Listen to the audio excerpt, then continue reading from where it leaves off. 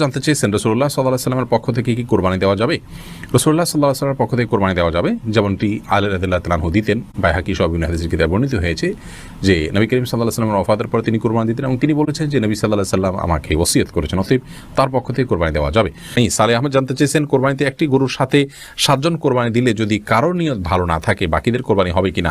যদি একজনের গোশত খাওয়ার উদ্দেশ্য থাকে এবং তিনি গোশতের জন্য করেছেন, কোরবানি তার উদ্দেশ্যই ছিল না, তাহলে কারোর কোরবানি হবে না, কারণ তার উদ্দেশ্য কোরবানি নয়, গোশত, অতএব কারোর কোরবানি হবে না।